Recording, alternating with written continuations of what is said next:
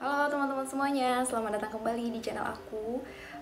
Udah lama sekali rasanya tidak buat video, hampir 2 mingguan lebih. Tapi aku bersyukur jika teman-teman masih ada di sini dan masih setia menunggu video-video yang akan aku buat kalian.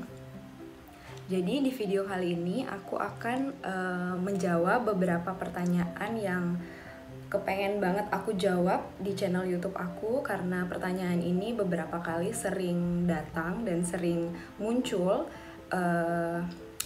Tidak fair rasanya kalau tidak dijelaskan secara rinci, jadi aku memutuskan untuk menjawab pertanyaan kalian melalui video ini.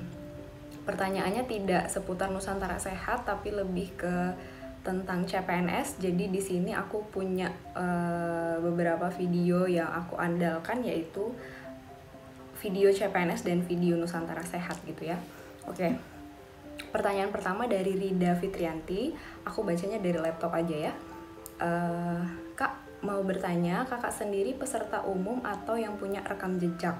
Nah, di perekrutan CPNS tahun 2019 kemarin, aku adalah salah satu peserta yang mempunyai poin rekam jejak karena sudah pernah purna tugas Nusantara Sehat 2 tahun. Jadi aku adalah salah satu peserta yang punya golden ticket untuk masuk ke CPNS Kementerian Kesehatan. Tapi teman-teman, sekali lagi, rekam jejak itu bukanlah sesuatu hal yang menentukan kelulusan gitu ya. Jadi rekam jejak itu adalah penambahan poin yang bisa aku pergunakan, tapi aku harus tetap belajar karena anak-anak Kementerian Kesehatan atau orang-orang yang merekrut CPNS Kementerian Kesehatan, aku yakin adalah orang-orang yang pinter gitu ya, pasti punya ilmu yang besar. Jadi saya harus tetap belajar untuk masuk ke dalam CPNS Kementerian Kesehatan ini, dan bersyukur juga ketika aku udah belajar ada penambahan poin yang bisa aku pakai untuk masuk ke dalam CPNS Kementerian Kesehatan ini. Terus pertanyaan kedua dari Kirana Sarah, kakak lulusan SMA atau kuliah? Oke, jadi aku adalah salah satu lulusan yang kuliah, walaupun kuliahnya hanya D3. Jadi aku adalah D3 Kebidanan dan lulusnya di RSUP Lemena Ambon gitu ya, di CPNS Kementerian Kesehatan juga. Terus ada lagi pertanyaan, Kak mau tanya tentang penggunaan sertifikat Purna NS, mungkin maksudnya rekam jejak ya. Jadi bagaimanakah tentang poin-poin? Nah, ini adalah inti dari video ini. Aku ingin menjelaskan ke kalian tentang poin rekam jejak yang bisa kalian gunakan. Misal kalian adalah anak Nusantara Sehat, jadi kalian bisa menggunakan yang namanya rekam jejak. Nah, sebelumnya aku akan jelaskan ke kalian terlebih dahulu sebenarnya rekam jejak itu apa. Nah, rekam jejak itu adalah masa kerja ya, masa kerja kita kepada Kementerian Kesehatan gitu. Kalau sebelumnya kita pernah bekerja sebagai Nusantara Sehat, itu punya masa-masa kerja yang akan dinilai sebagai rekam jejak. Contohnya, masa kerja minimal 6 bulan atau kurang dari 1 tahun, itu nilai poin jejaknya adalah 25. Jadi penambahan poin nilai kalian itu 25. Untuk bagaimana cara menambahkannya, bagaimana rumusnya, mungkin akan aku jelaskan di video berikutnya, tapi aku hanya menjelaskan secara singkat dulu ya tentang rekam jejak ini gitu. Jadi kalau kalian peserta NS yang masa kerjanya, kan Nusantara Sehat itu total masa kerjanya adalah 2 tahun. Jadi kalau misalnya kalian masih kerja selama 6 bulan, baru kerja selama 6 bulan, atau kurang dari 1 tahun, dan kebetulan ada rekrutmen CPNS, maka penambahan poin rekam jejak kalian itu hanya 25. Terus kalau yang kedua, masa kerja kalian berjalan pas 1 tahun atau 1 tahun agak lebih sedikit gitu. Kalau masa kerjanya udah 1 tahun, penambahan poin untuk nilai SKB nanti adalah 50 gitu ya. Tadi 25 kalau kurang dari setahun, kalau 1 tahun itu dia 50. Dan kalau kalian sudah purna tugas, sudah genap masa tugas kalian sebagai anak NS selama 2 tahun, itu adalah nilai poinnya itu adalah 100 gitu ya. Jadi sempurna nilainya, perfect. Jadi aku adalah salah satu peserta yang memiliki masa tugas 2 tahun dan rekam jejaknya itu nilai poinnya adalah 100.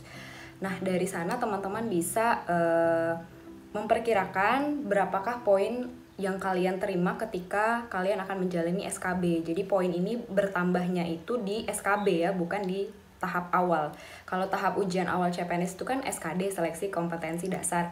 Tapi kalau poin ini akan ditambahkan ke kalian di tahap kedua, yaitu di seleksi kompetensi bidang gitu ya, di tes tahap kedua. Nanti setelah kalian ujian SKB itu hasil akhirnya akan otomatis ditambahkan berdasarkan poin yang kalian punya gitu ya, rekam jejak yang kalian punya. Jadi orang-orang yang berhak punya rekam jejak ini adalah non-PNS yang pernah kerja di Kementerian Kesehatan. Contohnya apa ya, kalau non-PNS di Kementerian Kesehatan itu kayak mirip-mirip BLU gitu. Nah, itu bisa punya rekam jejak. Terus yang kedua yaitu peserta Nusantara Sehat. Nah, setahu aku sih hanya 2 itu. Jadi kalau tidak pernah bekerja di Kementerian Kesehatan sebelumnya, maka tidak punya yang namanya rekam jejak. Kalau kalian punya masa kerja di, misalnya kalian kerja di swasta atau kalian kerja di rumah sakit mana gitu yang bukan naungannya di Kementerian Kesehatan, itu tidak dihitung sebagai rekam jejak ya. Jadi rekam jejak itu hanyalah masa kerja atau pengalaman kerja kalian di bawah naungan Kementerian Kesehatan. Contohnya misal di RSUP, rumah-rumah sakit umum pusat yang memang milik Kementerian Kesehatan. Dan yang kedua adalah kalian peserta Nusantara Sehat. Setahu aku sih kayak gitu. Oh, sama kalau kayak dokter-dokter itu pegawai tidak tetap PTT Kementerian Kesehatan, nah itu juga punya rekam jejak gitu. Jadi kalian bisa mulai berpikir gitu ya, mulai oh ternyata orang-orang yang punya rekam jejak itu yang kayak gini ya gitu. Jadi kalau misalnya kalian adalah peserta umum, kalian boleh pertimbangkan, kemudian kalian boleh cari tahu lebih banyak lagi saingan-saingan kalian apakah pernah bekerja di Kementerian Kesehatan sebelumnya. Pasti mereka yang pernah bekerja di Kementerian Kesehatan akan menggunakan rekam jejak sebagai salah satu penambahan poin mereka gitu. Selain mereka juga belajar, aku juga secara pribadi kayak gitu, tetap belajar yang rajin supaya nilai aku bagus. Nah, setelah nilai aku bagus, aku dapat penambahan poin gitu. Jadi enak aja gitu masuk Kementerian Kesehatan, tidak mengandalkan rekam jejak saja. Jadi kalau kamu hanya mengandalkan rekam jejak, belum tentu juga kamu lulus gitu. Karena yang punya rekam jejak kan bukan cuma kamu. Misal kamu adalah peserta NS, aku udah ada rekam jejak, aku pasti lulus gitu. Enggak juga, karena anak Nusantara Sehat itu ada banyak gitu. Jadi saingan kamu adalah sesama yang punya rekam jejak. Kalau kamu juga malas belajar dan nilai kamu rendah, otomatis rekam jejak kamu ini pun tidak akan bisa mendongkrak nilai kamu. Jadi pada intinya tetap harus belajar. Kemudian penambahan poin ini akan menjadi pendongkrak nilai yang luar biasa ketika kamu sudah melanjutkan ujian seleksi kompetensi bidang. Ya, kira-kira seperti itu ya penjelasan tentang rekam jejak. Mudah-mudahan teman-teman bisa mengerti. Di video berikutnya aku akan menjelaskan tentang rumus ya kayaknya. Kalau misalnya rumus penghitungan ini sebenarnya aku nggak terlalu paham, tapi kalau misalnya aku sudah memahaminya nanti aku rencananya akan buat videonya.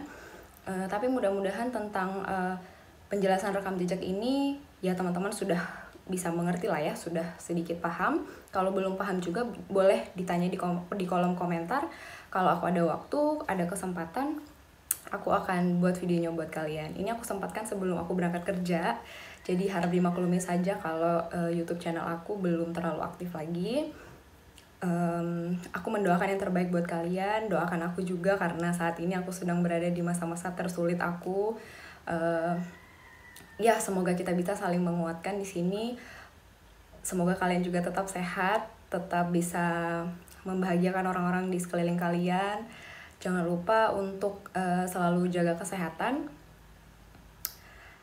Oke, kayaknya segitu dulu video dari aku. Semoga kita bisa ketemu lagi di video berikutnya ya. Sampai jumpa, bye-bye.